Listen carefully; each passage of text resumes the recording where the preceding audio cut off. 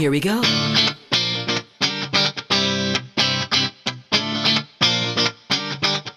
Let me lift you up. We'll go right to the top. Let the sun come up. Together we can fly. All our hearts collide. Stay here by my side. I say we jump, we fly, we reach out to the sky. And it goes on and on and on and on and on. And we go on and on and on and on. And it goes on and on and on and on and on. And we go on and on and on and on. We're gonna fly high, be alive. Yeah, we're gonna fly high, be alive. We're gonna fly high, be alive.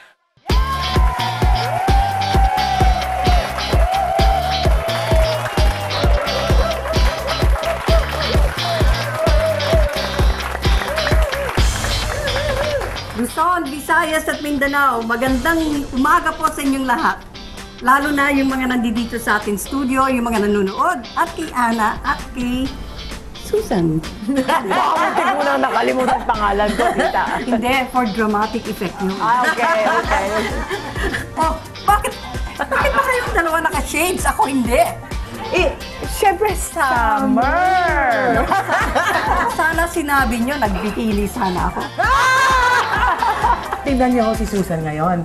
Tingnan mo naman kung gaano ka-sexy. Oh, choo! Palakpakan niyo na! Testimonial! Testimonial! Teka. Shades ako ulit. Happy Sunday sa inyo! At oras na naman para sa isang show na hatid ang mga istorya at kaalaman sa kalusugan, lalo na ang mga testimonya tungkol sa karamdaman. At dito po sa Be Alive, gusto po namin bigyan ng pag-asa ang ating mga kababayan na may iniindang karamdaman. So malaki po ang gagampan ng papel at ginagampan ng papel ng Laminine. Tama ka, Susan. Sa totoo lang, marami na tayong nakilala dito sa programa. Mga mabibigat na sakit, subalit, marami na ang nakarecover at halos may tuturing na normal ang kalusugan muli.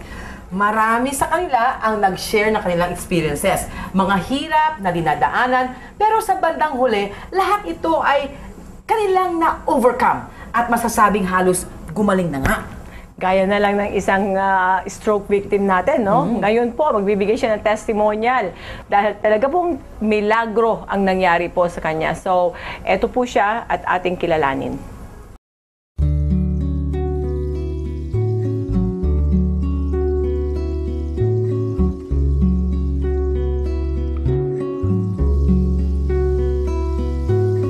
Halos gumuho at nabago ang kanilang mundo nang ma-stroke ang padre de pamilya ng mga Espenya. Paano na kami kung mawala siya? Kaya po kahit ano po, ginagawa ko para sa kanya. Si Mr. Tony Espenya po, asawa ko po siya. Na-stroke po siya ng July year 2010. Bali, 3 po yung anak namin. Sa pagkasakit po niya, marami po nabago sa amin. Ako po ang tumataguyod dahil nga nagkasakit po ang asawa ko. Hindi po siya makatayo. Nandun lang po, nakahiga lang siya.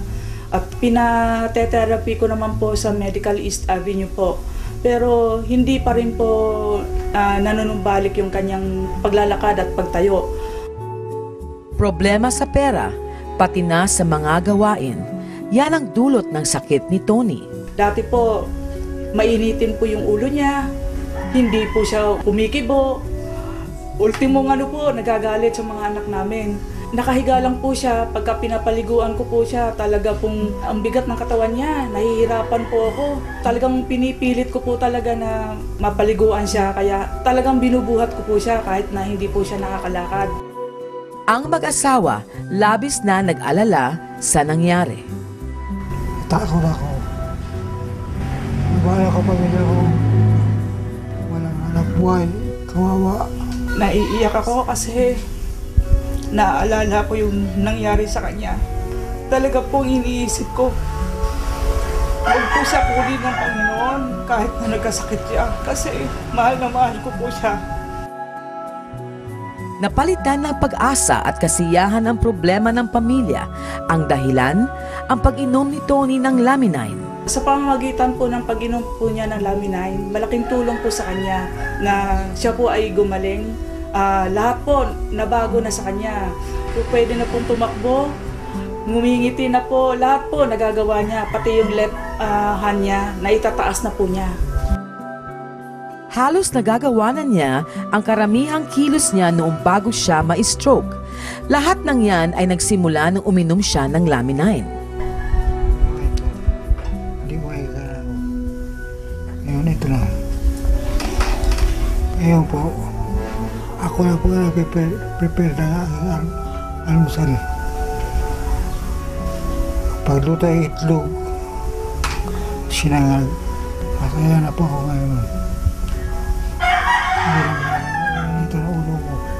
Umaasa ang pamilya Espeña na muling babalik sa normal ang kanilang buhay sa tulong na rin ng Laminine. Thank you, Lord. Thank you sa Laminine.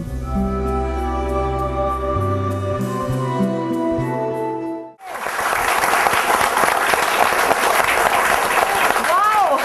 Nakakagulat talaga ang ating nakita. Stroke victim na muling nakakilos ng maayos matapos gumaling. Mula sa pagluluto, pagbabasa, pagsusulat at pati na rin sa pagtuturo sa kanyang mga anak. Iba't ibang gawain niya sa bahay. Muli na naman niyang nagawa. I hope lahat ng mga nadadali ng stroke ay makarecover muli gaya ng atin napanood. Pwede talagang mangyari yan. Tsaka syempre, malaki po ang naitutulong sa katawan ng Laminine. Lalo na sa mga stroke victim natin, ang dami na talagang nakita eh. No? Actually, uncle ko rin, isa sa mga stroke victim na talagang natulungan ng Laminine po. Abangan niyo po ang aming pagbabalik dahil konsultasyon sa mga eksperto ang susunod. We'll be right back!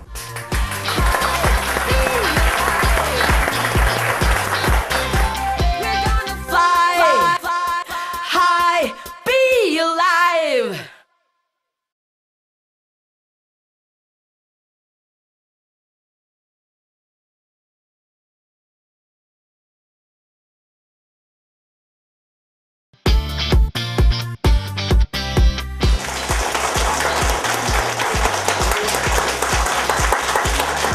Good morning ho, Dr. Arlie. Salamat po ulit sa pagpapaunlak sa aming imbitasyon sa Be Alive. And si Dr. Edelberto Alvarado. Is the President Susan of the Philippine Institute of Natural Medicine. Ang tanan nga taga Cebu, sa Visayas ug Mindanao nga nitanaw sa TV, mao ni karon ang presentation nga inyo makita ang Laminine, ang usa ka importante kayong information nga among isa-isay kanamuntaga. This is the information that you should know this morning about the miracle of Laminine. Tinuod po, tinuod. Tinuod gid. Hindi ko naintindihan nyo, pero tinuod. Susan, we have to discuss with our doctors na nangyari dito sa ating kay Mang Antonio, no? He was bedridden for 4 years. 4 years ba, no? Hindi na siya makatayo, wala na. And then after taking Laminine, sa sandaling panahon lang ay nakakabangon na siya. Lahat po na nakita niyo sa BTR, grabe talaga, Susan. Kaya niya magluto, lahat, nagbabasa na siya, nagsasalita na rin po. Can you explain, Dr. Arlie, what's the reason for this, no? I am not surprised kasi una, ang katawan natin, laging nakapokus po yan sa recovery. In fact, it is more difficult to get sick than to stay well because the body is always moving towards wellness and health. Yan ang sinasabi natin paulit-ulit yung homeostasis o kaya adaptogenic function. Kaya lang, ang malungkot, hindi minsan, madalas hindi natin nabibigyan ng suporta yung katawan para makapag-recover siya. The ingredients from Laminine, which comes from a 9-day-old fertilized chicken egg, that could be the trigger to help the body speed up its recovery. Kaya maganda ang resulta niya. Ganun ho ba? Wow, amazing. Hindi ka panipaniwala kung minsan pero tama, it makes sense. Well, anyway, Susan, may doktor tayong galing Cebu, no? Doctor, may explanation po itong Laminine na maganda, yung fibroblast growth factor. What is this fibroblast growth factor, ho?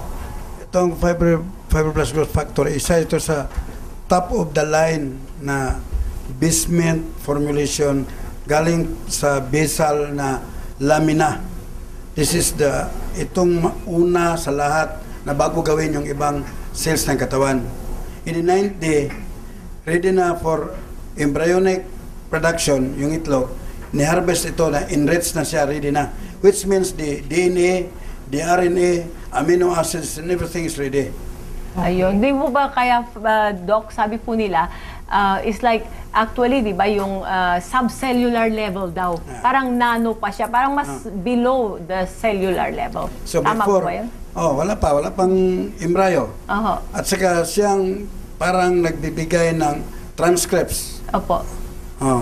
Transcripts or information, anong dapat gawin. Because actually, immune system and your body is like creating a building. Opo. This laminin molecule acts as a general contractor with all the architects, civil engineers, and carpenters, and everybody around. Ayun. Ikaw, your body is like this building. Opo. If you're an old man, like an old building. Opo. Ang trabaho ng laminin is to conduct structural, cellular retrofitting Ayun. of that existing building to bring it back normally. Dr. Arlie, sinasabi nila na yung laminine ho ba, stem cell ho ba yan? O ano ho ba yung laminine po? Una, hindi siya stem cell kasi kinuha siya sa 9-day-old fertilized chicken egg. Yung ingredients that will create life, yung sinasabing PESE, proto-embryonic stage extract. Ibig sabihin, before embryology will take place. Yun ibig sabihin ng proto. Magde-develop pa lang yung embryology o kaya embryogenesis, kinuha na siya extract. When? Before it will develop. So yun yung PESE, proto-embryonic stage extract. That must contain ingredients that will create like what our doctor said, to create the cell. So before the cell is created, nandun yung mga transcripts sa RNA, sa DNA, andun lahat yung mga kodigo. Ngayon, kinuha natin yun, nilagay natin sa capsule, and that will support, enhance the body function. So, according to the researchers, it will stimulate the hypothalamic pituitary adrenal gland axis. Di lahat na. And then yung FGF na trigger is present in almost all cells of the body. That's why that explains why the repair, the maintenance, and the building of the body is very pervasive. So pag may sakit ang tao, lalong kailangan niya yun. Kung healthy siya, delay aging. Yun yung fibroblast growth factor. Yun po ba yung pinaka-responsible sa mga stroke victims? Yung stroke nangyayari, there is a problem in the electricity Opo. ng katawan. So, most of the time, start kalahati, wala nang non-functional. Parang grounded na yung katawan mo. Wow. So, yung fibroblast growth factor galing ng laminine, tutulong yan na ma-incorporate, i-rewire ulit yung katawan mo. Bigyan siya ng new instruction dahil it starts with the pituitary. Marami pong mga stroke victims na mga na-encounter namin. They start to have feelings, di ba? If the person had a stroke, ibig sabihin nun, nagkaroon ng lack of blood supply sa brain cells, namatay o humina ang certain cells sa brain, and ang corresponding cells nun sa body, let's say hindi makalakad, hindi makasalita, ay naapektuhan. Eh kung na-repair yung cells o na-enhance ang cellular function, so magkakaroon nga ng recovery. Actually, doctor, ang mama ko galing sa States nandito, no?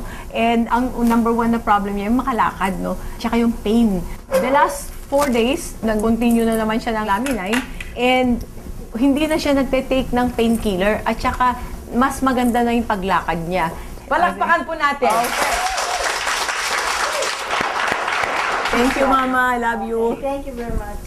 Dr. Arlie, ano ba talagang nagagawa ng laminine para makatulong sa mga tao nagka-stroke? Yung ingredients ng laminine which came from the egg, kung may sakit ka, may pag-asa ka, lalo na pagka na-stroke ka.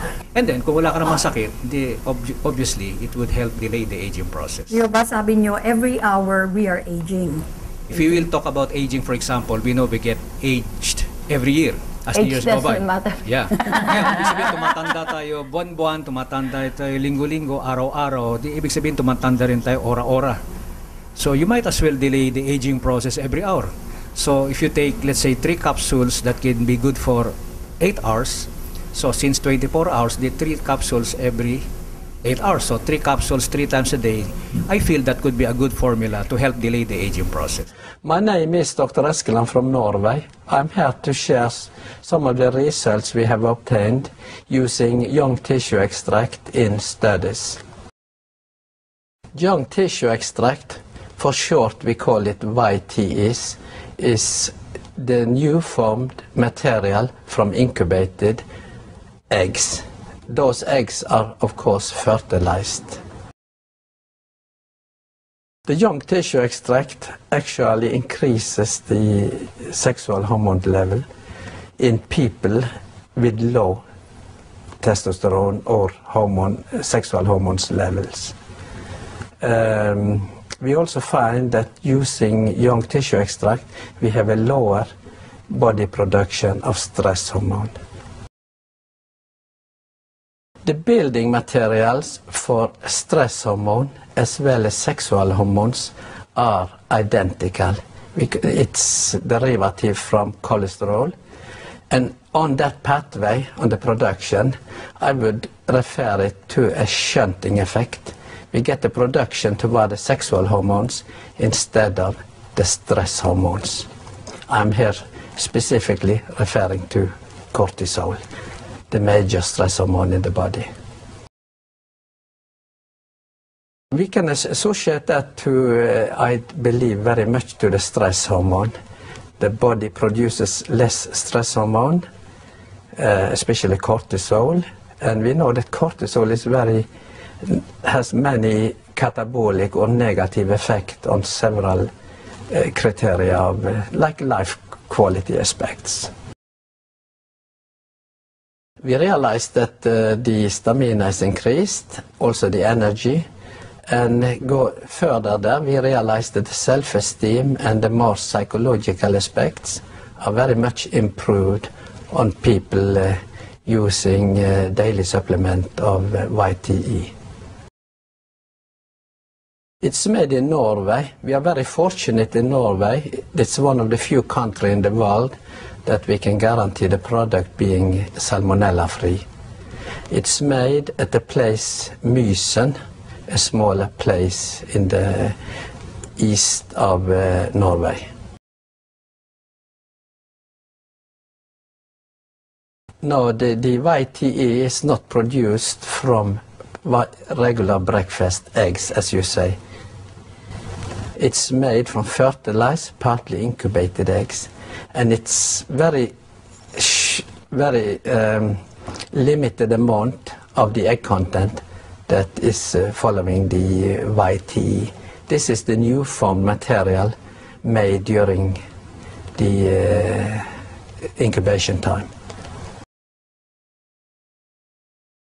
We know that eggs are rather rich in cholesterol, but here we only use the young tissue extract represent only the new formed material made during the early incubation of the eggs. So there is absolutely no cholesterol in young tissue extract.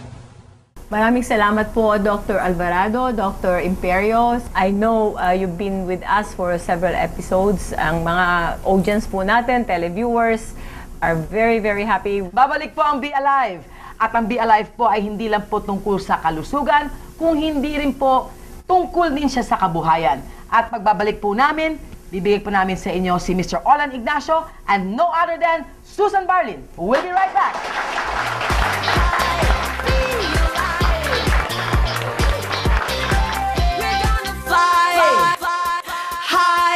Be alive!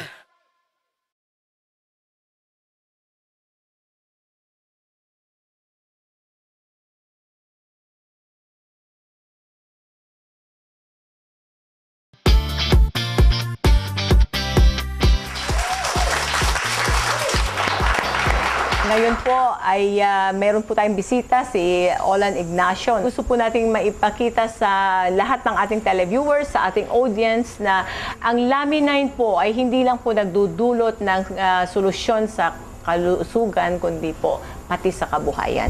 Ang prueba, Olan Ignacio. Maraming salamat po, Ma'am Susan. Naalala ko, Ma'am Susan, one day nung nag-uusap tayo sa Ortigas, I was really in love doon po sa inyong programa kung bakit nyo po dinala rito ang Lami9, especially for the livelihood program para tulungan ng ating kababayang Pilipino maging ang OFW. Naalala ko rin at natutuwa ako dahil sa isa ka doon sa mga tao na nakaintindi at nag-appreciate na kailangan ng bansa natin ng isang solusyon para maiangat ang karamihan ng ating kababayan na magkaroon ng mas maraming middle class. Napaka-importante ho nung gagawin ninyo at naniniwala ako naguguhit kayo ng isang magandang kasaysayan. Napunta na ako sa iba't ibang bansa. Lalo na ho, nakakalungkot yung ating kababayan na OFW sa Hong Kong, Singapore. Napakaliit lamang po ng sahod. At nakikita ko sa programa ng Lami9, hindi lamang po sila huhusay sa kanilang katawan o gagaling, maging po sa financial aspect. Tama. Alam mo ba, Olan, na ang mga OFW, ang number 1 na suliranin niyan ay depression? Pati po yung mga seaman natin, yung mga marines, Yes. alam mo, bago sila pumanik ng barko, ang kanilang physical exams healthy. Pero 3 months, ang attrition rate ng mga seaman, napakalaki. Dahil yung depression. Ang Lami9 maganda sa depression. Yeah. Diba? Yun nga po, maaring makatulong tayo sa larangan ng kalusugang pangkaisipan at naniniwala po ako, ito rin ang magiging dahilan para muli silang bumalik dito sa ating inang bayan. Naalala ko ho noon, ang mga kababaihan ho natin lalo na sa Hong Kong, yung iba po nagtatrabaho mula Lunes hanggang Sabado, tapos yung Linggo po naman nagkukudkod pa rin sila ng siya ng may siya. Oo, naku naman. Kaya tapos, ang masakit pa nun, pag uwi nila, after their contract, no, is like, wala ring naipon. Yes. Itinulak sila ng pagmamahal para lumabas ng bansa, subalit yung dahil sa paglabas nila ng bansa, unti-unting nasisira ang pamilya, pati na ang kabataan, mga anak nila, minsan po ay hindi po nagtatagumpay. Yun ang nakakalungkot. At nakakalungkot nito, magkano lang sweldo nila pagdating sa Hong Kong, more or less 25,000. Pagdating sa Singapore, more or less 15,000. At ang mas nakakalungkot sa Middle East, more or less 12,000. Ikaw yung number 1 na gusto kong ipakitang halimbawa sa ating mga televiewers, Olan, More or less, milyon na po yung kinita ko rito. Imaginein ho ninyo, nung nagsimula ako rito, sinanla ko po ang aking porselas sa inyo na ginto. At ang maganda ho nito, sa loob ng 9 na buwan, ako po ay, yun po, livable na po. This coming April po, titira na po ako sa aking bagong townhouse. At yung tinatawag na condo po na isa pong livable din po. Ayun nga, mayroon nga nagsabi sa akin, kadarating ko lang galing ng Indonesia. Sabi nung isang tao doon, ang laki ng kaibahan ni Olan ngayon. Makikita mo talaga yung confidence. Kasi yung pag-share ng Lami9, yung confidence na makikita mong yung natulungan mo, darating sa'yo nagpapasalamat. Dahil gumaling siya, you've touched their life.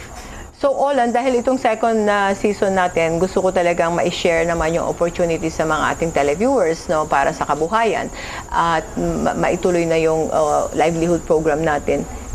And paano mo masasabi o may share naman sa ating televiewers ang success story mo? How did you make it? Una ho, maraming factors. Una, yung pangalan pa lang ng kumpanya mo, Forever Rich na. Ibig sabihin, your mindset for each one of us is what? To be rich. Yung factors po to evolve our life is, one is education. Ang sabi nga ho ni Derek Bok, former president ng Harvard Society, if you think education is expensive, try ignorance. Kailangan ho natin ng adult learning at nandito po rin yung tinatawag na environment. Through education, mababago yung environment and then the last is experience. Now, based on experience ko rito, walang tinatawag na hard selling being a distributor. Automatically, yung tao kung tumikim ng product, siya po mismo ang naghahanap. Yun po ang kagandahan dito. Tama. And bukod doon, nagbibigay pa yung programa natin ng iba't ibang training. Training is so expensive. In fact, nagpupunta pa ako sa ibang bansa para matuto. Pero dito, ang maganda ko rito, yung experience ng mga successful na tao, iba-iba, tinutulungan tayo kung paano natin gagawin ng tama. That's the beauty of Forever Rich here in Lami9. Yeah. Yes, very good. Para sa akin po, ito po ang aking tamang paraan na magagamit ho ng Lami9. Naniniwala ako, turuan mo ang tao na mangisda sa modernong pamamaraan at dalhin mo siya kung saan maraming isda, tinulungan mo siyang mabuhay ng mahabang panahon na masaganang buhay. Tama! Tama! And And then the beauty of Life Farm, the Laminin, and the Forever Rich, ulitin ko ulit, yung pangalan pa lang Forever Rich na eh. Why? Kasi dito, ang dami ko na partners dito na distributor. Katulad ko, nakabili na rin ho ng bahay, ng condo po. Yung iba po ay nakabili ng kotse. Na-upgrade, hindi lang health, kundi pati yung financial aspect, pati yung tono ng isip nila, kakaiba na ho. Sa atin, dalawa ang mapupunong bank account natin. Yung sa taas at saka yung sa baba. Eh yung ATM nung sa taas, 24/7. Yun ang mas matindi. So, napakaganda po at mula po ngayon, sa susunod po nating episode, magkasama po kami ni Olan Ignacio para po ipa-share din sa inyo ang iba't ibang kwento at istorya at karanasan ng mga ating ibang distributor po. Matutuwa po kayo at sino po sa inyo ang may mga suliranin sa kabuhayan. Hindi lang po para sa kalusugan ang Be Alive, kundi Be Alive din po sa kabuhayan. So when we come back, magkakasama po natin ang stroke victim. Mapapanood po natin siya sa pagbabalik ng Be Alive. Maraming salamat po, Ma'am Susan.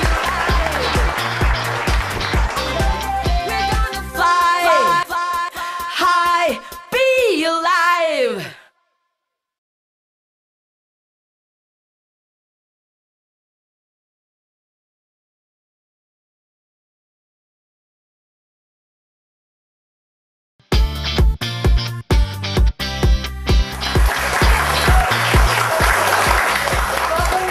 Ito po ang ating panauhin, si Tito Antonio, Susan, Tita Maggie. Magandang umaga po, Tito Antonio. God bless you. Sana po tuloy-tuloy po ang paggaling, okay? Okay, so natutuwa po ba kayo sa Laminin? So, sa palagay nyo, blessing? Blessing. Ayan. Okay, we hope na naging informative at inspiring ang aming palabas ngayon. Kaya naman muli namin kayong aasahan sa susunod na linggo. Well, information on health, pati po sa inspirasyon at kabuhayan, KKK, kaunlaran, kabuhayan, kalusugan, dito po sa Be Alive. And before anything else, salamat po sa Aquabest. When you found the best, who cares for the rest?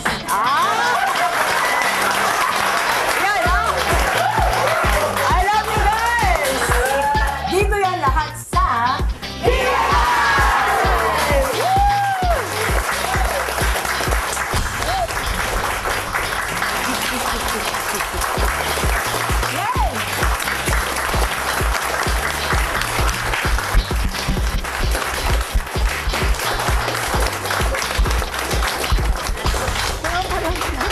Be Alive would like to thank the following: